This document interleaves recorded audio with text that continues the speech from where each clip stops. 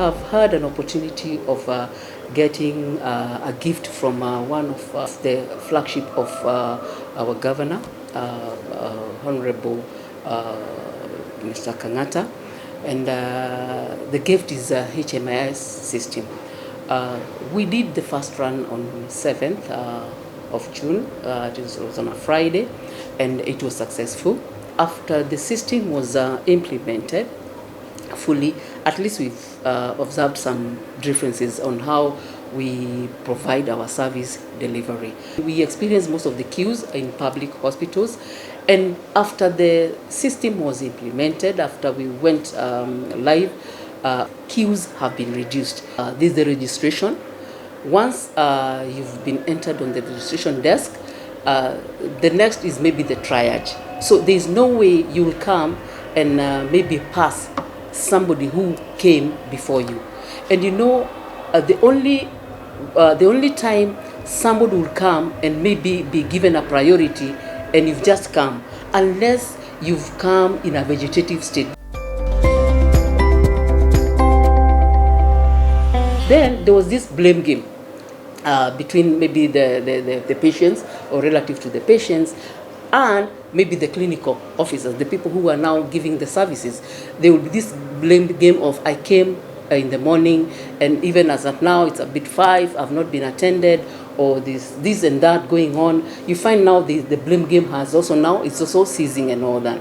Then there was unnecessary investigations. As of now, we are just to the point. Our clinicians, our MOs, our consultants and all that, there's just a straightforward thing. There's one-to-one engagement with the patient. There before, there were cards, okay? There were notes and cards and all that. And you find that a patient, a broker would come in between. Somebody who has just come to the hospital purposely to make money. Somebody would come, capture a patient. You know what, when somebody comes to the hospital, is a bit down, okay? And one would take advantage and identify a patient who is feeling like maybe things are not going on very well. That person would go and con a patient and request a patient to give the documents so that maybe he or she knows somebody who would even finish things faster and all that. So in between, the patient would be conned because now we are using, it was a bit bulky. Okay, we have documents, the cards, the files and all that. It was bulky. Now we are paperless. Who are you going to jive? Who are you going to cheat? There's no one to cheat as a patient and all that because the patient is registered. The information is sent directly from the system and all that.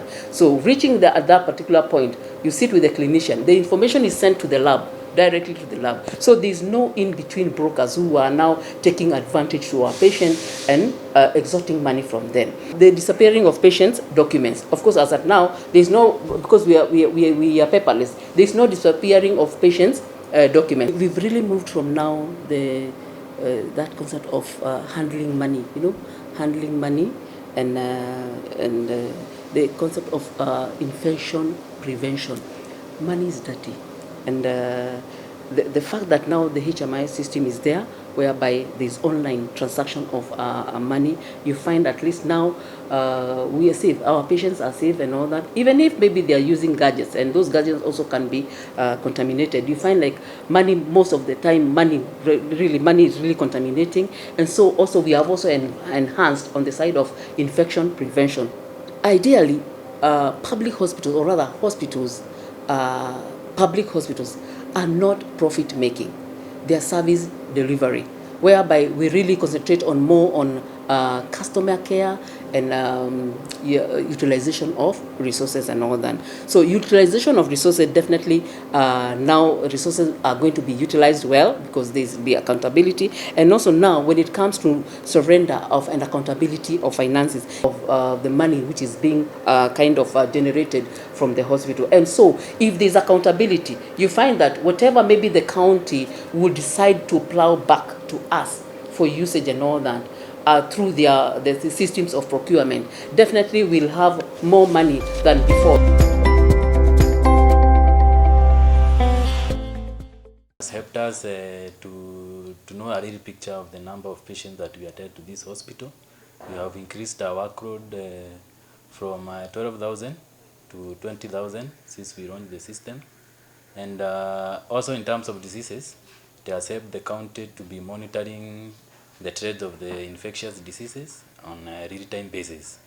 And also in the ward, we are now able to know the number of patients admitted, and also the county is able to allocate the budget and to know the number of beds required or number of consumables required.